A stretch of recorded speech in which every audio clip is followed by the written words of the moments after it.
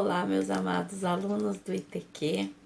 Eu sou a pastora Jussara e nós vamos dar andamento a mais uma aula de aconselhamento e orientação familiar. Hoje, o tema que nós vamos abordar está na página 17 da nossa apostila e diz respeito ao namoro. Mais especificamente, aqui na nossa aula, nós vamos discutir a forma do namoro no formato cristão. Por quê? Porque o que você vai precisar orientar toda vez que alguém chegar e precisar uma orientação sua, um conselho seu acerca de namoro, o formato que você vai disciplinar para essa pessoa é o formato cristão.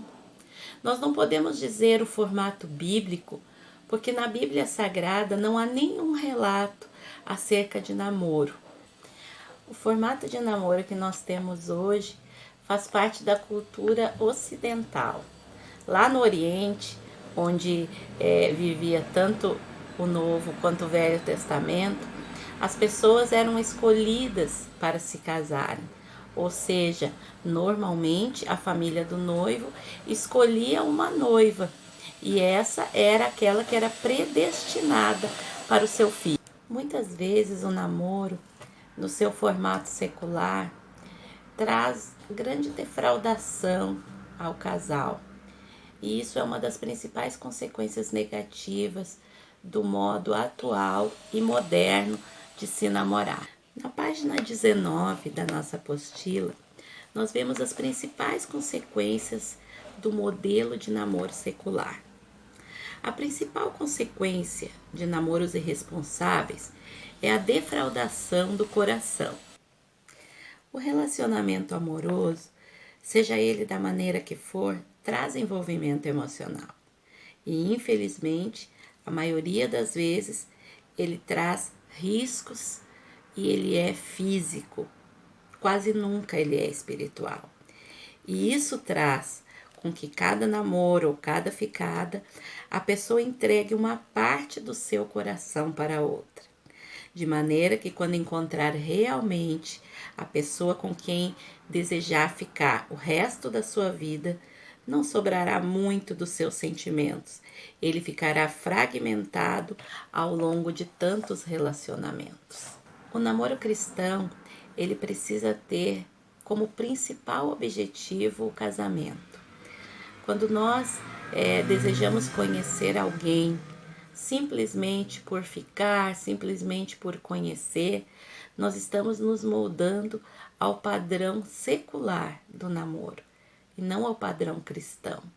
Por quê? Porque no namoro cristão se namora com um único objetivo, o casamento. Ainda que não dê certo, ainda que não seja aquela pessoa e ao longo do namoro se descubra isso, pelo menos o objetivo não foi passar o tempo. O objetivo não foi simplesmente usufruir do corpo e dos sentimentos daquela pessoa.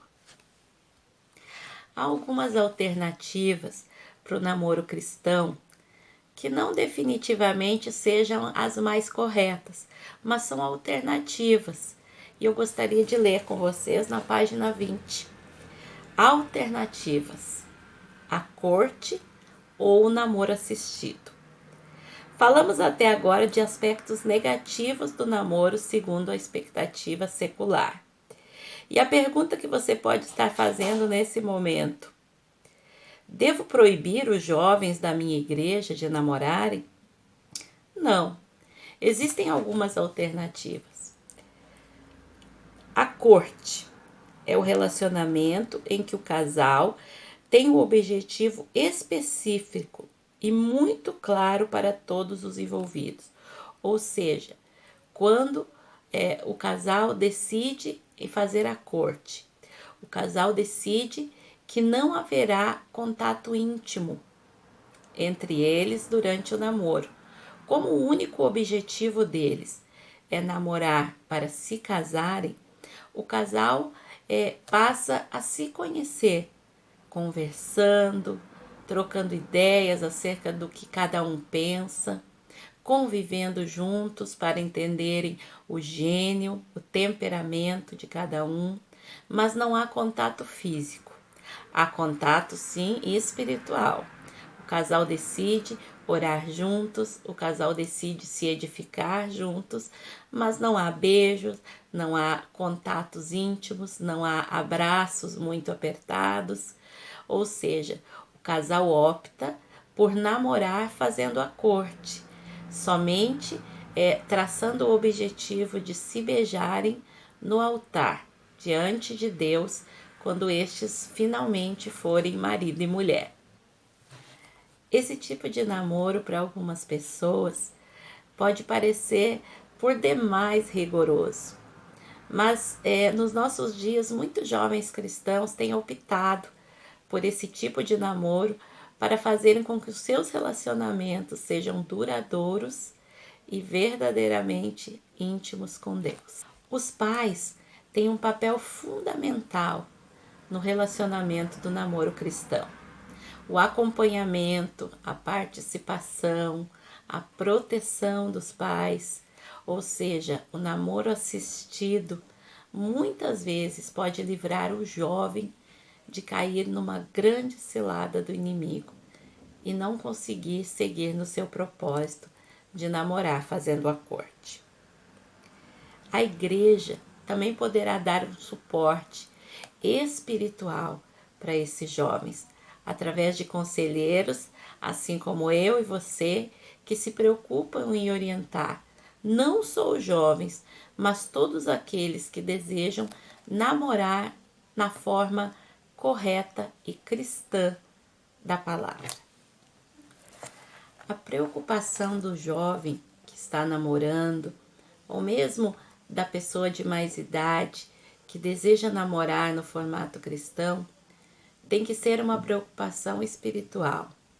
Como está espiritualmente o meu parceiro? Como está espiritualmente aquela pessoa com quem eu decidi dividir a minha vida? Esse tempo de namoro pode muito bem servir para um crescimento mútuo, onde os dois, lado a lado, de mãos dadas, protegendo um ao outro espiritualmente, vão chegar até o casamento firmados e alicerçados na rocha que é Jesus. Eu quero dar uma orientação para você que talvez venha a ser conselheiro de jovens.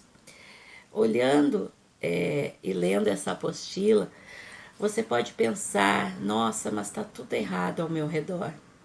Dentro da minha igreja está tudo errado.